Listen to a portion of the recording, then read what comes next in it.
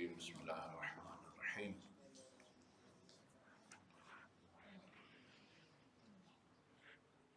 الحمدللہ رب العالمین وصلی اللہ علی محمد وآلہ الطیبین الطاہرین واللعن الابدی علی اعدائهم اجمعین۔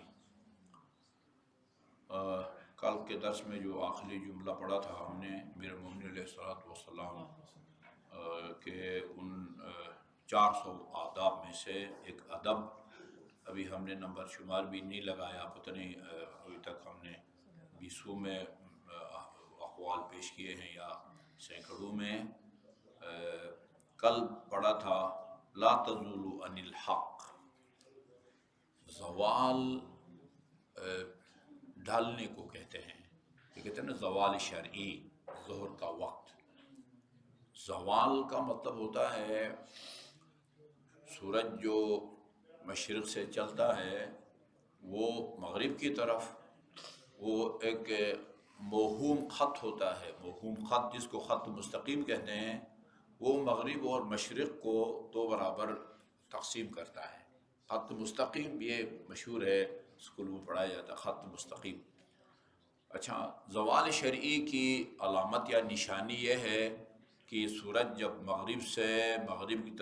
مشرق سے مغرب کی طرف چلتا ہے اور وہ اس خط مستقیم کو کراس کرے اور اس وقت ظہر کا وقت داخل ہو جاتا ہے، اس کو زوال شرعی کہتے ہیں۔ سورج کا ڈھلنا، اقم الصلاۃ لدلوک الشمس، یہ دلوک کا مطلب ڈھلنا ہے۔ شیعوں نے بھی ترجمہ کیا ہے، سنی میں ترجمہ کیا ہے دلوک الشمس۔ اس وقت اذان دی جانی چاہیے، کوئی 1:30 بجے دے رہا ہوتا ہے، کوئی 2 بجے دے رہا ہوتا ہے، کوئی 1 بجے دے رہا ہوتا ہے۔ اسلام آباد پنڈی میں میرے خیال میں 12:25 سے اوپر نہیں جاتا، یا 12:30 تک جاتا ہے، 25 اوپر نہیں جاتا۔ اور یہاں اذانیں کتنے میں دی جاتی ہیں؟ جب کوئی جو ہے نا وہ ہوش میں آ جائے یا کہ اذان دے دیتا ہے۔ اذان اس کے اول وقت میں دی جانی چاہیے۔ اب آپ فوراً جماعت شروع کرتے ہیں نہیں کرتے، وہ آپ اپنے انتظامی معاملات ہے، بہتر یہ ہے کہ اس کو اول وقت میں وہ پڑھا جائے، زوال۔ اچھا، اب یہ اوپر آپ دیکھیں تو آپ کو تو خط مستقیم تو نظر نہیں آتا نہ آپ یہ آنکھوں سے دیکھ سکتے ہیں کہ سورج نے خط مستقیم کو کراس کر لیا ہے۔ اس کے لیے علماء کرام نے، ائمہ معصومین نے زمین کے اوپر بیٹھ کے وہ اس کو معلوم کرنے کا طریقہ بتایا ہے۔ ہمیں کیسا پتہ چلے گا کہ اس نے خط مستقیم کو کراس کیا ہے؟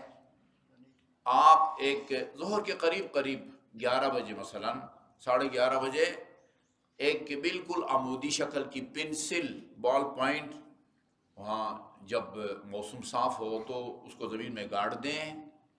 جس چیز کو بھی آپ گاڑیں گے، خود آپ بھی کھڑے ہوں گے دھوپ میں، مغرب کی طرف آپ کا ایک لمبا سایہ پڑے گا۔ وہ سایہ جیسے ہی سورج مغرب کے قریب ہوتا جاتا ہے وہ سایہ گھٹتا جاتا ہے۔ مکہ معظمہ میں وہ سایہ غائب ہو جاتا ہے، چند لمحوں کے لیے غائب ہو جاتا ہے، پھر دوبارہ نمودار ہوتا ہے۔ مکہ میں غائب ہونے کے بعد دوبارہ نمودار ہونے کا مطلب یہ ہے کہ اس نے خط مستقیم کو کراس کر لیا ہے۔ یہ ادھر کی جو ایک وہ ہے نا عمل، یا سورج کی ایک رفتار یا اس کا سٹاپ کہیں جو بھی ہے، اس کو زمین پر بیٹھ کے معلوم کرنے کا یہ طریقہ ہے۔ اچھا، ہمارے پاکستان میں بھی وہ مغرب کی طرف لمبا سایہ پڑے گا آپ کا بھی، اور اسی طرح جو چیز بھی آپ سے تم کریں گے اس کو شاخص کہتے ہیں، شاخص۔ ہمارے پاکستان میں وہ سایہ گھٹتا جاتا ہے، ایک ایسی منزل آتی ہے کہ مزید نہیں گھٹتا، بڑھنا شروع ہو جاتا ہے۔ یہاں اس کا دوبارہ بڑھنا شروع ہو جائے، اس کا مطلب ہے کہ سورج نے خط نصف نہار کو کراس کر لیا ہے۔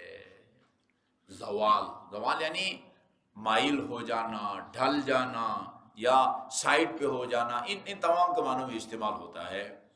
اچھا جی، فرمایا لا تزولا عن الحق، حق سے ادھر ادھر نہیں ہونا۔ ٹھیک ہے جی، سب سے پہلے حق کو معلوم کرو یہ حق ہے، پھر اس حق سے ادھر ادھر نہیں ہونا. حق بڑا وزن ہوتا ہے. من سارا الحق کا سراہ، یہ نہج البلاغہ کے الفاظ ہیں. جو حق سے ٹکرائے گا حق اس کو پچھاڑ دے گا. یہ گارنٹی ہے حضرت علی علیہ السلام. جو حق سے ٹکرائے گا حق، سرا کا مطلب ہوتا ہے پچھاڑ دینا، حق اس کو پچھاڑ دے گا. حق سے ادھر ادھر نہیں ہونا، حق سے انحراف نہیں کرنا، حق سے منہ نہیں پھیرنا. یہ ہم نے کل پڑھا تھا، اسی باتیں ذہن میں آ رہی ہیں. اور وہ ولایت اہل الحق، نہ حق کو چھوڑو نہ اہل حق کی ولایت کو چھوڑو. یہاں سے آج پڑھیں گے، آج کا یہاں سے شروع ہوتا ہے. اچھا فرمایا فَإِنَّ مَنِ اسْتَبْدَلَ، مسلمانوں کے راستے کہاں سے جدا ہوئے؟ جب تک رسول خدا صلی اللہ علیہ وآلہ وسلم زندہ تھے اس وقت تک مسلمان ایک ہی راستے پہ چل رہے تھے. رسول خدا اللہ اور رسول کی اطاعت کے پابند تھے. رسول خدا صلی اللہ علیہ وسلم اور آپ کی رحلت یا آپ کے وصال کے بعد مسلمان دو حصوں میں تقسیم ہو گئے. کچھ نے مثلا رسول خدا کے بعد جو کسی کو اپنا جانشین بنایا، بعد مسلمانوں نے کسی کو اپنا جانشین بنایا. جانشین پیغمبر کا مطلب کیا ہوتا ہے؟ یعنی یہ پیغمبر اکرم صلی اللہ علیہ وسلم کی مسند پر بیٹھ کے وہ ذمہ داریاں نبھائے گا جو رسول خدا کی ذمہ داری تھی. جانشین پیغمبر کا مطلب یہ ہے. نبی کو نبی کس لیے بنا کے بھیجا ہے؟ رسول کو رسول کس لیے بنا کے بھیجا ہے؟ وَلَقَدْ أَرْسَلْنَا رُسُولَنَا بِالْبَيِّنَاتِ وَآتَيْنَا مَعَهُمُ الْكِتَابَ وَالْمِيزَانَ لِيَقُومَ النَّاسُ بِالْقِسْطِ. ہم نے نبی رسولوں کو بھیجا ہے معجزات دے کے، حق اور باطل میں تمیز کا معیار اور کسوٹی بھی ہم ان کو دے دیا ہے. کام کیا ہے ان کا؟ لِيَقُومَ النَّاسُ بِالْقِسْطِ. یہ جیسے کہتے ہیں نا، ہر حکمران، جھوٹا حکمران آ کہتا ہے لوگوں کے گھروں تک انصاف پہنچائیں گے. یہ اصل کام یہ ہے رسول کا کام. اور رسول کے بعد جانشین رسول کا کام گھر کے دروازے پر انصاف دلانا ہے. لِيَقُومَ النَّاسُ بِالْقِسْطِ. اور بڑی عجیب آیت ہے. اللہ نے یہ نہیں فرمایا کہ میں نے نبیوں کو بھیجا ہے معجزات دے کے تاکہ نبی جو ہے نا وہ عدل اور انصاف قائم کریں. نہیں، نبی کی دوش پر یہ ذمہ داری نہیں اللہ تعالیٰ رکھ رہا. لِيَقُومَ النَّاسُ بِالْقِسْطِ. میں نبی بھیج رہا ہوں تاکہ لوگ یہ کام کریں. عجیب بات ہے. اس کا مطلب یہ ہے کہ نبی اپنے دعاؤں کے ذریعے یا معجزہ ظاہر کر کے اور مخالفین کو، دشمنوں کو جو ہے نا نیست و نابود کر کے وہ چار آدمی جو ہے نا وہ لے کر وہ عدل و انصاف قائم کرنے کا پابند نہیں ہے. لوگ ساتھ دیں گے تو رسول یہ کام کر سکے گا، ساتھ نہیں دیں گے تو رسول یہ کام نہیں کر سکے گا. معجزہ ظاہر کرنے کا وہ صرف مجاز ہے یا اس کو اجازت دی گئی ہے نبی کو صرف اپنی نبوت کو ثابت کرنے کے لیے. صرف اپنی نبوت کو ثابت کرنے کے لیے میں خدا کا رسول ہوں، میرا خدا سے ربط اور تعلق ہے. باقی وہ جو الہی مقصد ہے اس کی تکمیل کے لیے جد و جہاد آپ کا کام ہے. وہ معجزہ کے ذریعے جو ہے نا وہ اپنے مخالفین کو زیر کر کے اس الہی مقصد کو پورا کرنا یہ نبی کی ذمہ داری نہیں ہے. ٹھیک ہے جی. لِيَقُومَ النَّاسُ بِالْقِسْطِ. یہ جو کام رسول کا ہے وہی جانشین رسول کا ہوتا ہے. یہ مین فرق جو ہے نا وہ اہل سنت یا اہل تشیع، سنی یا شیعہ کا یہ ہے کہ اہل سنت نے جو ہے نا وہ اصحاب سے اپنا دین لیتے ہیں اور وہ سمجھتے ہیں کہ ہم پابند ہیں کہ اصحاب سے دین لیں، اور ہم جو شیعہ ہیں وہ ہم اہل بیت سے دین لینے کے اپنے آپ کو پابند سمجھتے ہیں.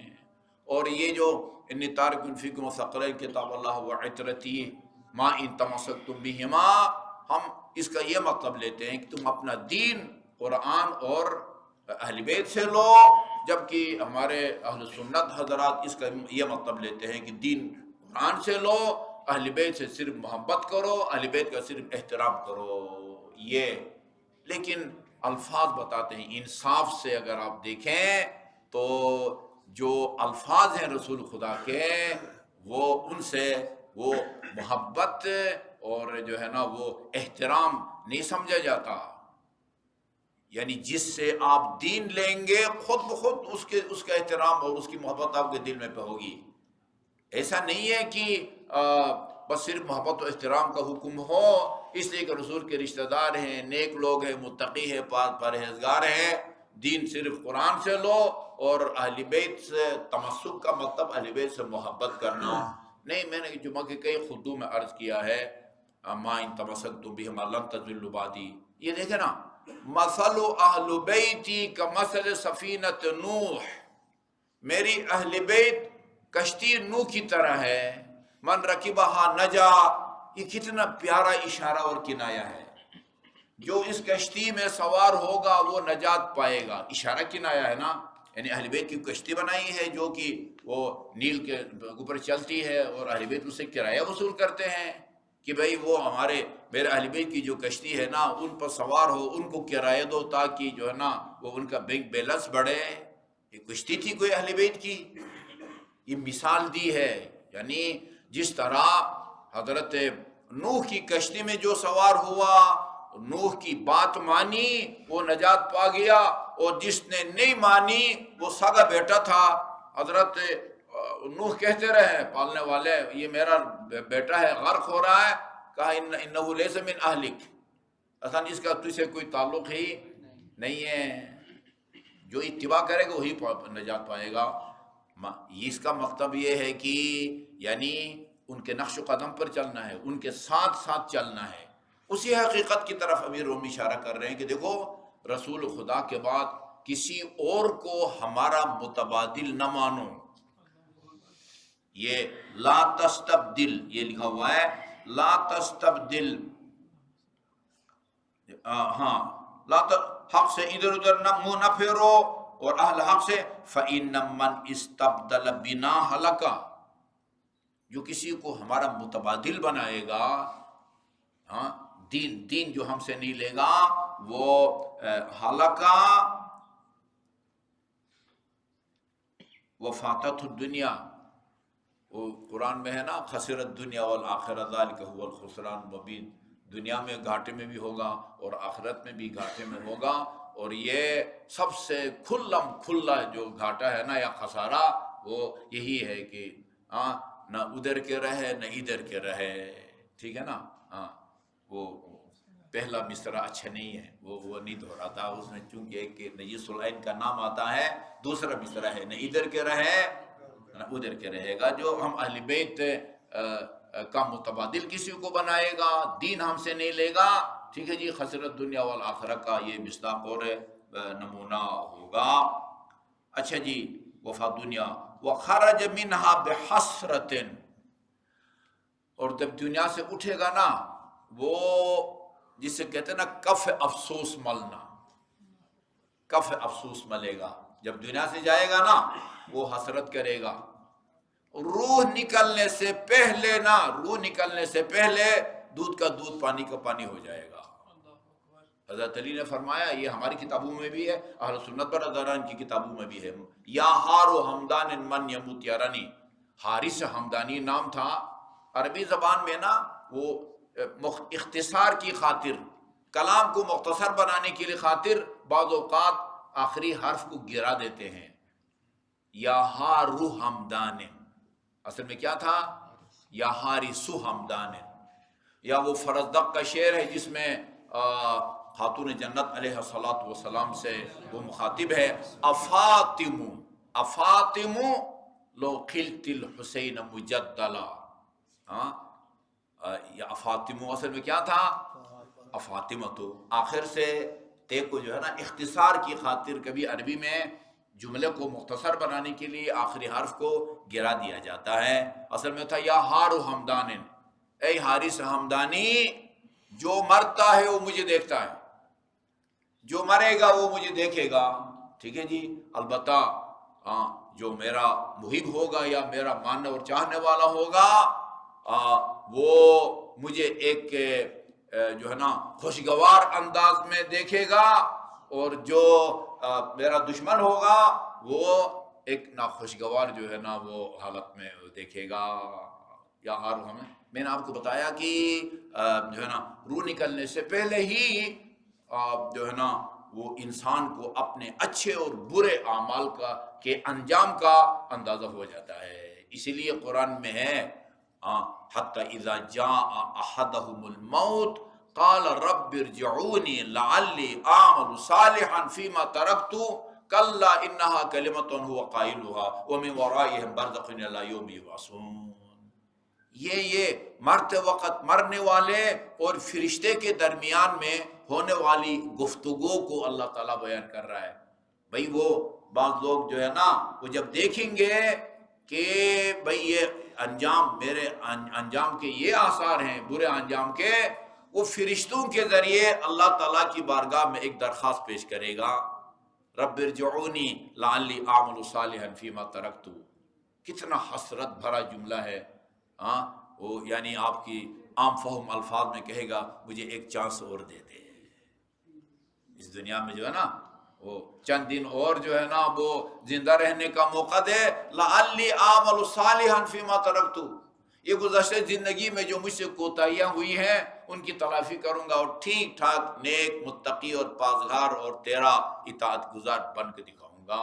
اس کو جواب ملتا ہے کلا، ہرگز نہیں ایسا نہیں ہوتا. بس اذا جاء اجلهم لا يستأخرون ساعة ولا يستقدمون.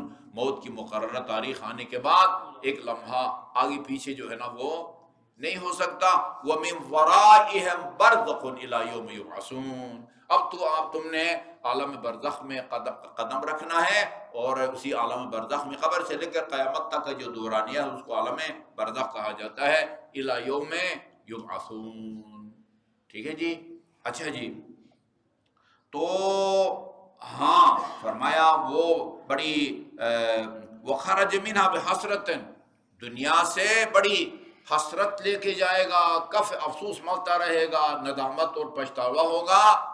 اور اس مرحلے پر نہ ندامت کام دے گی نہ پچھتاوا کام دے گا، نہ وہ لاکھ دفعہ آپ کف افسوس میں، اور نہ وہ وہاں سے پھر دوبارہ واپسی دنیا کی طرف واپسی کے کوئی چانس نہیں ہے. جی ہاں ایسا ہے جی ہاں فَإِنَّمَا اسْتَوْدِعَ حَلَقَ وَفَضْدُنَا وَحَجْمِنَا. یہ بات نہیں ختم، یہاں تک بات ختم ہو رہی ہے. آگے لکھا ہوا ہے سلام. یہ اہل بیت کی پیروی کا حکم دینے کے بعد ہم نے اس کا نام رکھا تھا کشکول. اہل بیت کی پیروی کرو، کسی اور کو ہمارا متبادل مت بناؤ، دین کو ہم سے لو. اگر دین کو ہم سے نہ لیا، ہم سے منہ تم نے پھیر لیا تو جو ہے نا وہ بڑے کف افسوس ملتے ہوئے جو ہے نا حسرت کے ساتھ اس دنیا سے اٹھو گے. اچھا، اس کے بعد بالکل چینل تبدیل ہو جاتا ہے. جب گھر میں داخل ہونا، اہل خانہ بیوی بچوں کو سلام کرو. کوئی بھی نہ ہو، گھر خالی ہو، پھر بھی جو ہے نا وہ السلام علینا الفاظ تمہارے جو ہے نا وہ ہونے چاہیے. اگر گھر کے اندر کوئی بھی نہیں ہے تو السلام علینا من ربنا، خدا کی طرف سے ہمارے اوپر سلام ہو. جیسے نماز میں بھی السلام علینا وعلی عباد اللہ الصالحین، یہ اپنے آپ کو سلام کرو. اور وَلْيَقْرَأْ قُلْ هُوَ اللَّهُ أَحَدٌ حِينَ يَدْخُلُ مَنْزِلَهُ. جب گھر میں داخل ہو تو سورہ توحید کی تلاوت کریں.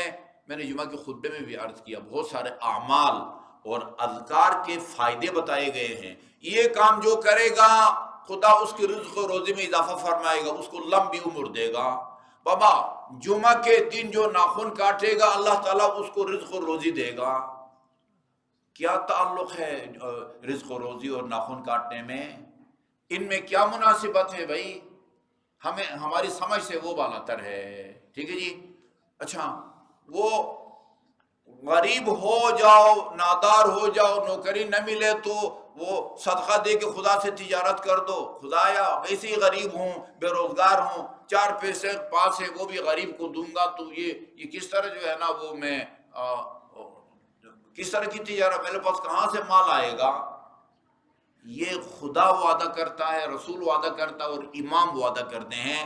وہ وعدہ خلافی نہیں کرتے، وہ کبھی غلط بیانی نہیں کرتے. یہاں بھی کہتے ہیں جو شخص یہ کام کرے گا نا، گھر میں داخل ہو، ہاں اگر بیٹھے ہوں اہل خانہ ان کو سلام کرو، ورنہ یہ کہو السلام علینا، السلام علینا من ربنا، اللہ کی طرف سے ہمارے لیے سلامتی ہو، اور قل هو اللہ کی بھی تلاوت کرو.